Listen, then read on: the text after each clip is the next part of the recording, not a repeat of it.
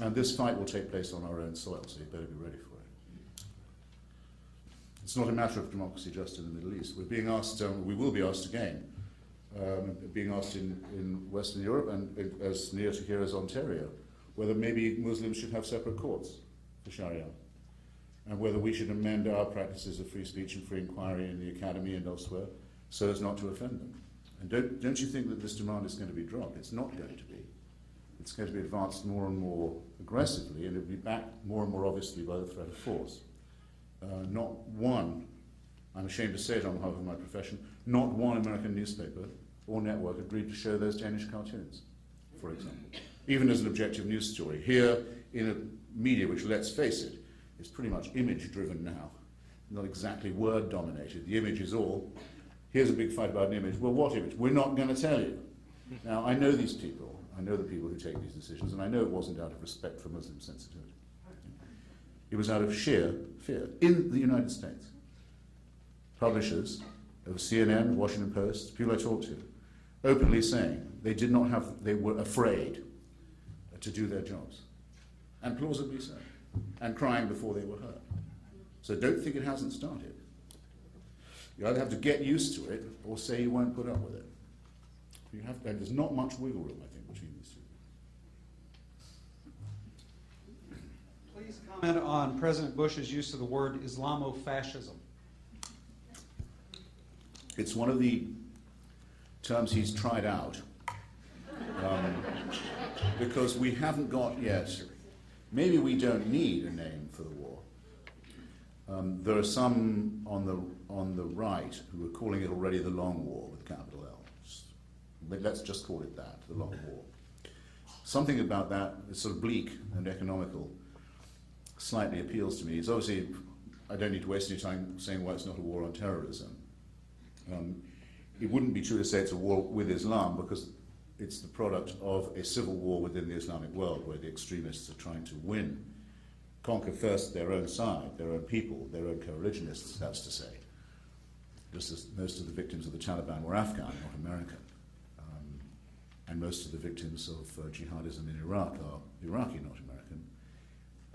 They hope to reduce their own population to slavery, and they hope to do it partly by impressing them with their willingness and ability to fight with us. So to encompass all that in a word is very, very difficult. I wrote on, I'm sometimes blamed for this currency, the currency of this coinage.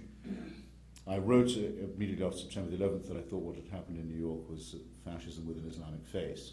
Again, you can't say that every time.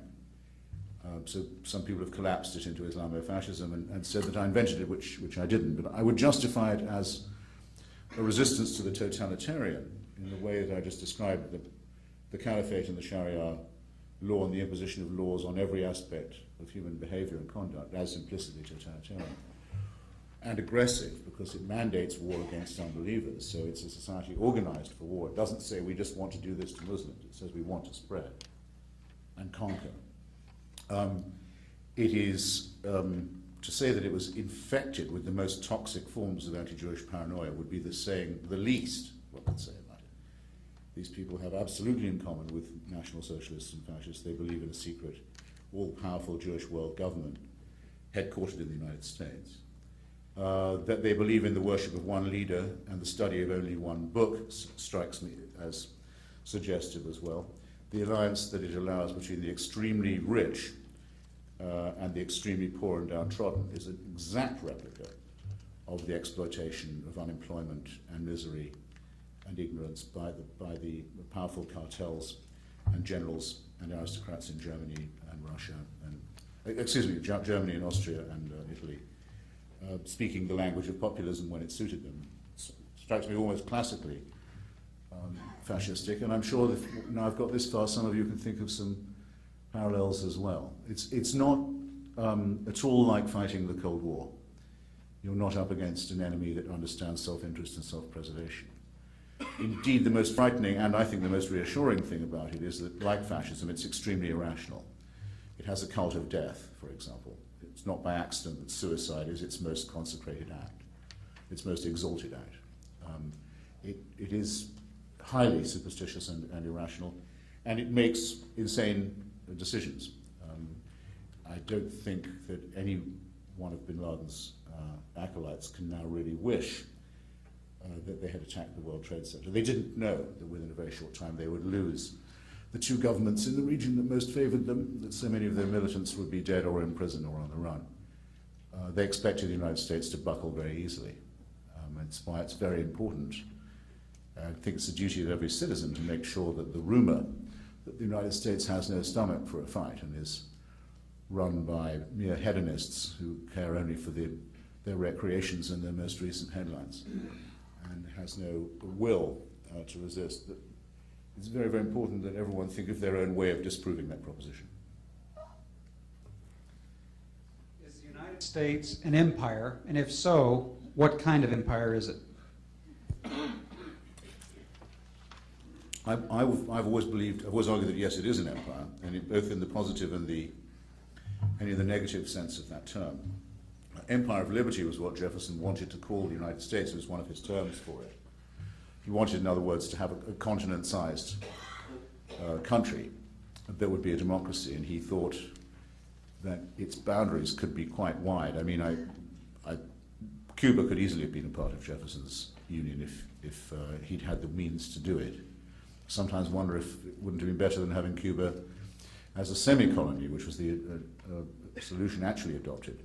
That Cuba got batted around between different empires and had no real autonomy or independence of its own, could always be invaded or have a puppet government installed against which it rebelled, and making the full step of transforming that into a Stalinist state. I mean, really, I can't think how Cuba could be any worse off if it had been American to begin with, but American imperialism of the other kind that just says, well, we'll treat Cuba as a semi-colony as part of our backyard, has been a complete disaster. So in either declension of the term, empire is involved, yes. It means that you feel you have a right and sometimes a duty to interest yourselves in the societies and the economies of others.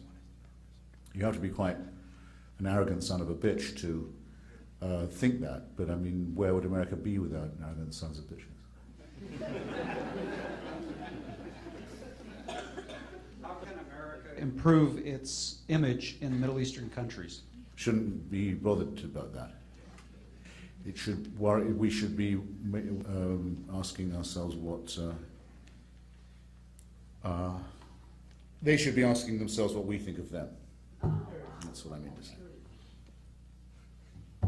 I'm fed up with this sickly masochism. Be more British about it, in other words.